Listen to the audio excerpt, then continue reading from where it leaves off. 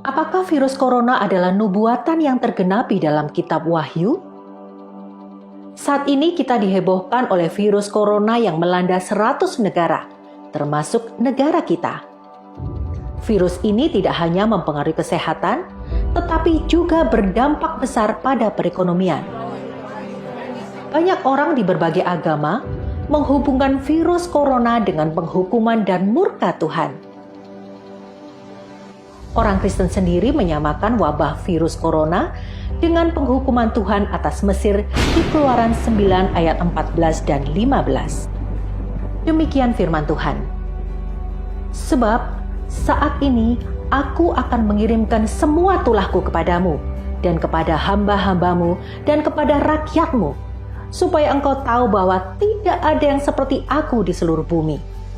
Karena sekarang aku telah mengulurkan tanganku dan memukul engkau dan rakyatmu dengan wabah, dan engkau akan dilenyapkan dari atas bumi. Bahkan mereka juga menghubungkan wabah virus corona dengan nubuatan di akhir zaman seperti dalam Lukas 21 ayat 11. Akan terjadi gempa bumi yang dahsyat di berbagai tempat, kelaparan dan wabah penyakit. Juga akan terjadi hal-hal yang menakutkan dan tanda-tanda yang dahsyat dari langit. Dan Wahyu 6 ayat 7 sampai dengan 8. Ketika dia membuka meterai yang keempat, aku mendengar suara dari makhluk hidup yang keempat berkata, "Marilah dan lihatlah." Lalu aku melihat seekor kuda hijau pucat dan ia yang menunggang di atasnya bernama Kematian. Dan alam maut ikut bersamanya. Kepada mereka telah diberikan kuasa untuk membunuh 1/4 penduduk bumi dengan pedang, kelaparan, kematian, dan oleh binatang-binatang buas di bumi. Benarkah demikian? Di dalam Yesus Kristus, kita harus percaya bahwa kita punya Tuhan yang baik. Firman Tuhan dalam Yeremia 29 ayat 11 menyatakan bahwa rancangan Tuhan atas kita adalah rancangan damai sejahtera, bukan kecelakaan. Bahkan Bapa Yahweh sendiri rela memberikan putra tunggalnya, Yesus Kristus, untuk mati dan bangkit bagi kita. Virus corona bukan penghukuman Tuhan atas kita orang percaya. Iblis ada di balik semua ini.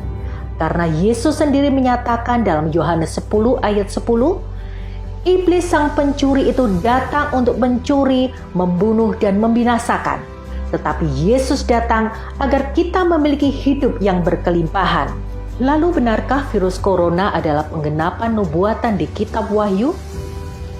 Saudaraku, ayat dalam Lukas 21 ayat 11 dan Wahyu 6 ayat 7 sampai dengan 8 adalah ayat yang dituliskan untuk zaman kesusahan besar atau Great Tribulation atau Jacob's Trouble, di mana waktu itu dunia akan menghadapi kesengsaraan besar di masa Antikris.